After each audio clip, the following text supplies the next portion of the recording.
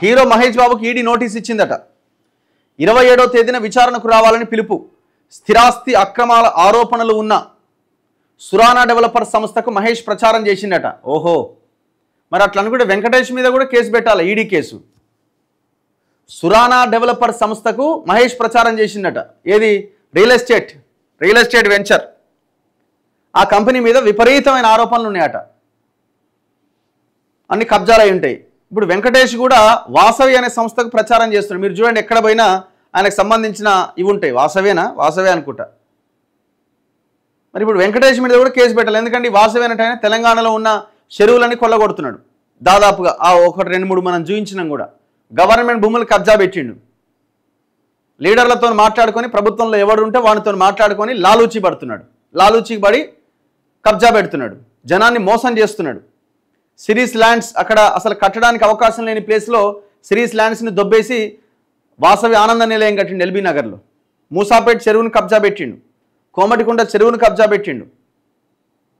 Lake view పేరుతో అక్రమాలకు పాల్పడుతున్నాడు. దానికి వెంకటేష్ ప్రచారం చేస్తున్నాడు. హీరో వెంకటేష్ కూడా కబ్జా కోరే. గోపనపల్లిలో 300 ఎకరాల లేఅవుట్ అయిన భూమిని మళ్ళీ అగ్రికల్చర్ కింద భూమి కింద చూపించి కేటీఆర్ సహకారంతో 300 ఎకరాల్లో బ్లూ షీట్లు నాటిండు. దొంగలే వీళ్ళంతా. పేరుకు సినిమా హీరోలు బయట కనిపిస్తారు కానీ మరి ఇప్పుడు ఆయన మీద కూడా కేసు పెట్టాలిగా. పారితోషికంగా 5.9 కోట్లు, దాంట్లో 2.5 కోట్లు నగదుగా చెల్లింపు. ఇటీవలే సురానా ఆఫీసుల్లో ఈడీ సోదాలట. మహేష్ బాబుకి రెమ్యునరేషన్ ఎంత ఇచ్చారనుకున్నావు? దాన్ని ప్రమోట్ చేసినందుకు అక్షరాల 6 కోట్లట. దాంట్లో 2.5 కోట్లు నగదు అంటే లిక్విడ్ క్యాష్ ఇచ్చిరట. ఎట్లా ఇది తీసుకోదు? లిక్విడ్ క్యాష్ ఎట్లా ఇస్తారు? 2.5 కోట్లు ఇది ఏంటంటే బ్లాక్ మనీ అన్నట్టు. ఈ 2.5 కోట్లు ఏంటి? Black money. ఇగో టాలీవుడ్ హీరో మహేష్ బాబును ఈ నెల 27వ తేదీన విచారణకు హాజరు కావాలని ఈడీ అధికారులు నోటీసులు జారీ చేశారు.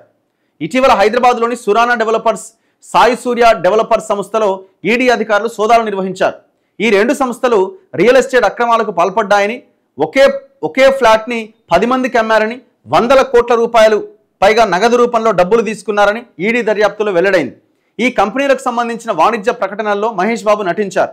అందుకు గాను సదరు కంపెనీ నుంచి మహేష్ బాబు 5.9 కోట్ల పారితోషికం తీసుకున్నారు. ఇందులో చెక్ రూపేణా 3,40,00,000 రూపాయలు తీసుకోగా నగదు రూపంలో 2.5 కోట్ల రూపాయలు తీసుకున్నట్లు ఈడీ అధికారులు గుర్తించారు. ఈ పారితోషికానికి సంబంధించి విచారణ నిమిత్తం మహేష్ బాబును ఈడీ అధికారులు పిలిచారు.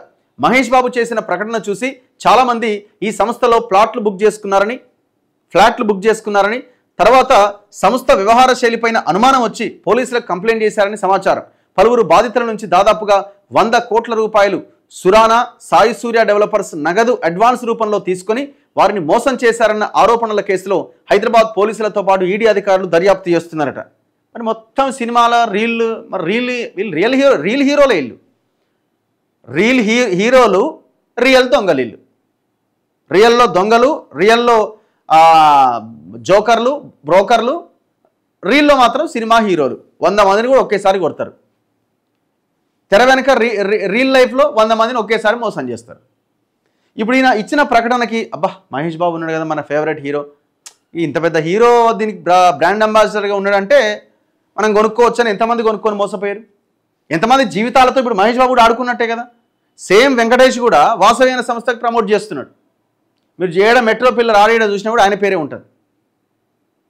మరి ఇప్పుడు కూడా కొనసాగుతున్నారో లేదో నాకు తెలియదు కానీ మొత్తానికైతే ఆయన ఫ్లెక్సీలు ఉన్నాయి. Who is Venkatesh, who is Suresh Babu అంటే మనం రియల్ ఎస్టేట్ బుక్ ఓపెన్ చేస్తే వీళ్ళదే ఉంటుంది చరిత్ర. ఆనాడు కేసీఆర్తో ఈనాడు రేవంత్ రెడ్డితో కలిసి చేస్తున్నారు ఈ వ్యవహారం అంతా. ఆయన నందకుమార్ని మోసం చేయలే. ఒకరికి అగ్రిమెంట్ చేసి మళ్ళీ ఇంకొక అగ్రిమెంట్, మూడు అగ్రిమెంట్లు చేసి ఒకటే స్థలాన్ని. ఎవడన్నా చేస్తాడా? మనిషి అన్నోడు గాడిది మెదడుకున్న ఆలోచన ఉన్నోడు కూడా చేయడు ఆ పని.